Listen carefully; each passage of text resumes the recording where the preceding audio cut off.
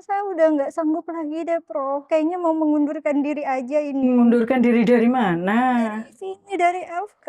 Di kalangan pendidikan kedokteran bilangnya masalah resiliensi. Apa itu resiliensi? Konon katanya load, ada teori kognitif load teori itu, load-nya masuk kedokteran itu sangat banyak. Sehingga itu perlu dijaga.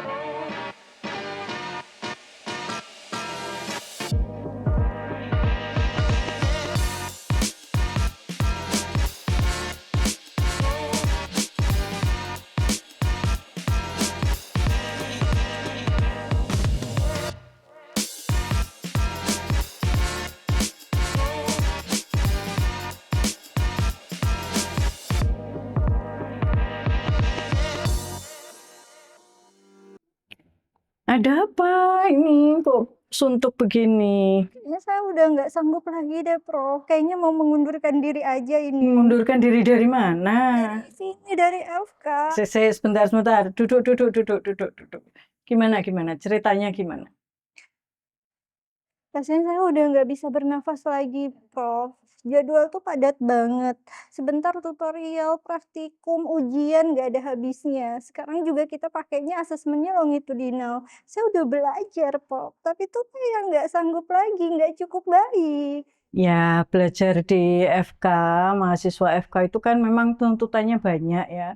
Banyak yang harus dipelajari, materinya padat, belum lagi harus belajar keterampilan, belum lagi harus menjaga sikap ya. Memang itu semua ya harus dikerjakan kalau memang pengen jadi dokter nantinya. Tapi saya udah nggak sanggup, Prof. Saya udah belajar giat, sudah atur waktu, sudah ngikutin semuanya, tapi nilai saya nggak naik-naik, segitu-segitu aja. Kayaknya saya udah bulat deh, Prof, ingin mengundurkan diri aja. Ya, tuntutan memang banyak ya, tuntutannya, tekanan untuk berprestasi, masih harus mengerjakan yang lain ya. Memang banyak. Nanti kita akan cari solusinya bersama-sama ya. Iya, Prof, ini Oke, ada jadwal sabar. praktikum Iya, juga. ya baik. Nanti kalau habis praktikum ke sini lagi ya. Nanti ketemu saya di ruangan ya. Terima kasih ya, Prof. Saya Ya. praktikum dulu ya. Ya, baik. Nanti ketemu saya ya di ruangan ya. Wah, kenapa udah nih tadi? Kok nampak sendu wajahnya? Nah, itu dia. Ada masalah ini mahasiswa ini. Dia pengen mengundurkan diri katanya. Karena merasa tidak sanggup lagi menghadapi pelajaran, menghadapi kehidupan di FK. Banyak kayak gitu? Ya, lumayan lah, beberapa sih ada. Ya memang itu jadi salah satu isu sih yang sekarang lagi banyak dibahas. Kalau di kalangan pendidikan kedokteran bilangnya masalah resiliensi. Apa itu resiliensi? Resiliensi itu kapasitas seorang peserta didik, gitu. Baik dari sisi emosionalnya, kognitifnya, spiritualnya, perilakunya, gitu, dalam menghadapi berbagai tantangan atau masalah yang ada pada dirinya. Baik masalah dia sebagai individu, sebagai pribadi, gitu, mengatasi berbagai masalah individu, gitu. Kemudian baik dia sebagai sosial, mungkin dengan keluarganya, dengan teman-temannya, ya, baik teman-teman di kampus, mau teman-teman di kosan, ya, itu bisa jadi problem bagi dia. Kemudian yang berikutnya ya dia sebagai bagian dari akademik, dia sebagai mahasiswa gitu, menghadapi kurikulum, mungkin termasuk tadi yang diceritain mahasiswanya, bagaimana dia menghadapi berbagai permasalahan di kampus dengan jadwal, dengan tugas-tugas, dengan materi pembelajaran itu sendiri. Nah, kan kita setiap hari berhadapan nih sama mahasiswa. Dan kita kan nggak hanya memandang dari sisi akademik aja. Nah, terus apa nih yang bisa kita lakukan? Nah, makanya biasanya kalau kita seperti yang kita lakukan di prodi kita kan kita membekali. Jadi kita mengawasinya tetap selalu 3 sisi. Satu dari sisi mahasiswanya, kedua dari sisi kita, kurikulum dan lingkungan akademiknya, satu ya dari sisi dosennya, karena kan yang kurikulum lapangannya itu kan, kalau kurikulum praktisnya kan dosennya. Dari mahasiswa, nah itu kenapa kemudian di awal-awal di pendidikan kedokteran kita selalu menyarankan untuk membekali mahasiswa tentang kemampuan atau keterampilan-keterampilan pembelajaran. Nah, salah satunya adalah terkait dengan resiliensi ini, tentang bagaimana dia mengelola emosinya.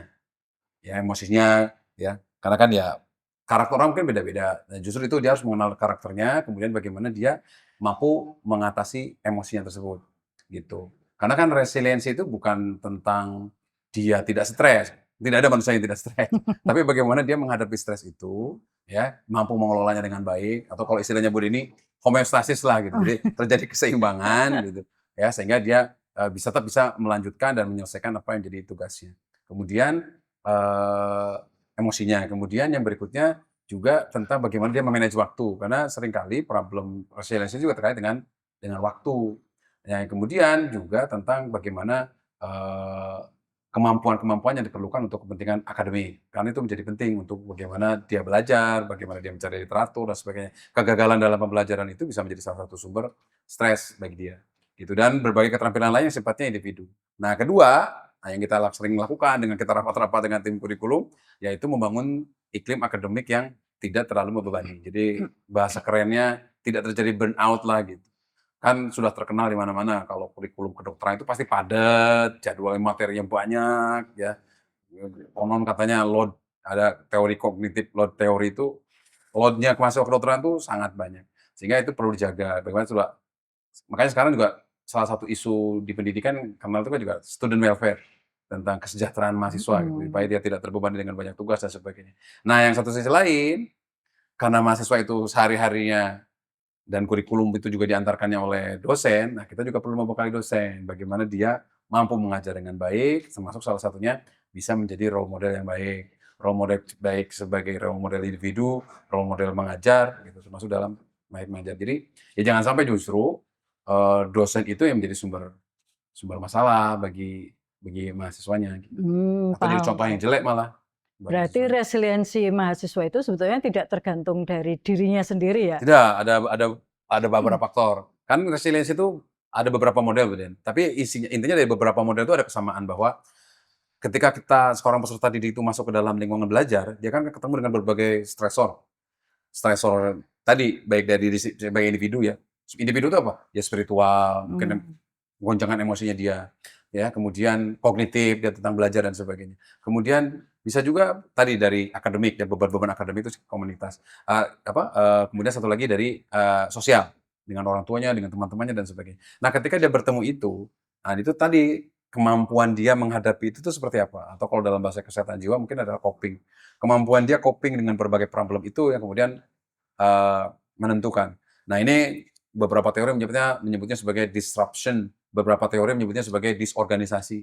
Nah, kemudian ketika dia memiliki kemampuan resiliensi yang baik, nah terjadi di dalam teorinya Bu Deni homeostasis. Terjadi homeostasis, terjadi reintegrasi. Nah, kalau reintegrasi ini berhasil, ya dia akan resilient, akan sukses. Tapi kalau tidak, terjadi maladaptif, adaptasi si mahasiswa ini gagal, nah ini akan jadi problem.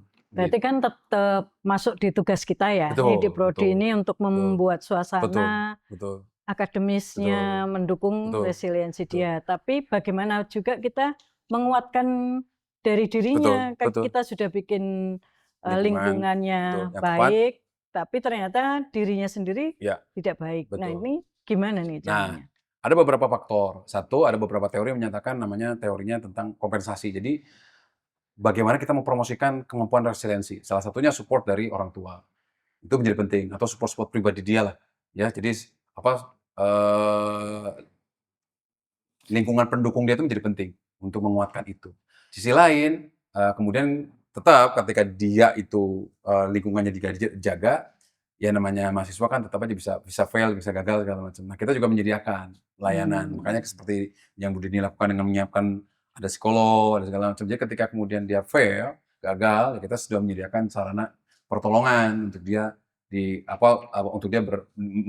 untuk mereka hubungi, atau dengan kata lain kita menyediakan tenaga profesional kalau memang mereka benar-benar bermasalah. Tapi untuk mencegahnya sih itu. Tapi kalau pencegahan ini fail, baik tadi pencegahan dari pribadi ya, pencegahan kemudian tadi lingkungan, kita berusaha sedemikian rupa agar lingkungan belajarnya tidak terlalu padat, membebani, ya, kesejahteraan dijaga, dosen-dosen kita siapkan juga. Nah, ketika kemudian ternyata tetap terjadi kegagalan, ya manusia kan beda-beda. Bu Neni tadi menyebutkan kan ada beberapa mahasiswa yang memang kemampuannya Iya, kurang, betul. jadi beberapa pengen mengundurkan diri dan sebagainya. Kalau memang membutuhkan pertolongan, ya kita juga siapkan pertolongan dengan tenaga profesional. Yang lainnya, tapi tentu saja kalau terjadi permasalahan juga selain kita mengevaluasi pribadi, ya kita harus mengevaluasi tadi. Kalau kurikulumnya bermasalah, ya berarti kita harus memperbaiki kurikulumnya.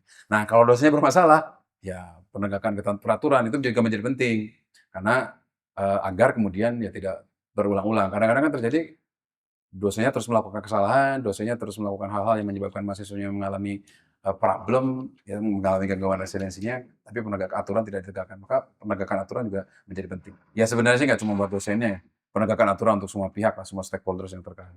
Berarti memang itu suatu konsep yang jadi satu ya, harus Betul, diatur betul. sejak awal.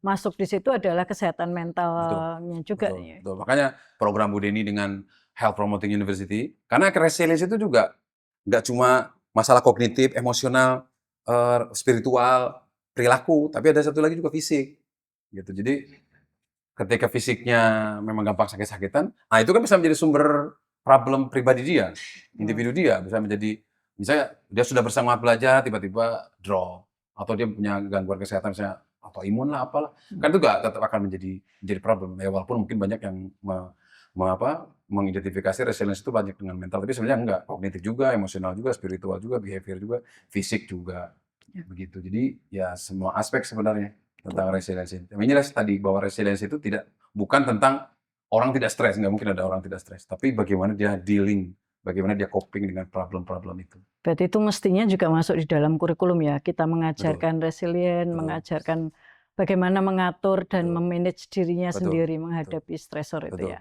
Nah, yang paling penting sebenarnya adalah identifikasi dan maintenance. Nah, makanya kenapa kita menciptakan sistem dosen pembimbing akademik, atau mungkin di beberapa institusi namanya dosen wali. Karena kan yang kepanjangan tangannya Bu Deni sebagai ketua prodi, kan mereka yang bertemu intens dengan mahasiswa, kan mereka. Jadi, dan salah satu alat untuk mengukur resiliensi seseorang juga itu. Jadi selain kita bisa mengukur langsung dengan menggunakan tools, banyak ya, ada resiliency scale for adult, ada banyaklah tools-tools untuk mengukur resiliensi itu. Ya. Nah, salah satunya juga yang bisa mengukur itu ya dosen pembimbing akademik, karena dia yang tahu kan dari awal mahasiswa itu masuk, perkembangannya dan sebagainya. Nah, dengan dia mengidentifikasi, kemudian dia tahu problemnya, nah kemudian dia tahu cara mengatasinya, itulah kenapa kita melakukan pelatihan pembimbing akademik, ya termasuk kita juga bagaimana first aid kalau kita menghadapi mahasiswa dengan resiliensi yang sangat rendah, maka mungkin sekarang kan ya semoga sih tidak pernah terjadi di kita ya, beberapa ada kejadian-kejadian yang mau bunuh diri gitu. Nah itu kan bisa diidentifikasi sehingga bisa mengidentifikasi kemudian melaporkan ke prodi untuk kemudian melakukan tindak lanjut. Problemnya apa? Apakah intervensi individu, apakah intervensinya lingkungan pembelajaran termasuk intervensi kurikulum, atau intervensinya adalah melalui terkait dengan dosen yang berinteraksi dengan mahasiswa. Nah, DPA menjadi peran penting selain dalam konsep kurikulumnya, tapi dalam konteks hubungan kesehatan mental termasuk kesehatan kemampuan kapasitas resiliensi mahasiswa itu, DPA punya peran penting. Oke, berarti pelatihan DPA itu nanti tidak hanya pelatihan bagaimana evaluasi, asesmen, kurikulum, tapi sampai ke kesehatan mentalnya. Ya memang tidak semua dosen menyadari itu. Itu yang harus kita paksakan ya. Sehingga memang resiliensi itu pendekatannya memang harus holistik dengan berbagai macam. Jadi tadi intinya sih ya tetap kembali ke tiga tokoh, tiga peran: individu, kemudian lingkungan belajar, dan para dosen, termasuk dosen pembimbing akademik. Siap. Berarti perlu diprogramkan selanjutnya. Oke. Kita rapat. Kita apa nih? Udah yang agenda utamanya rapat ini?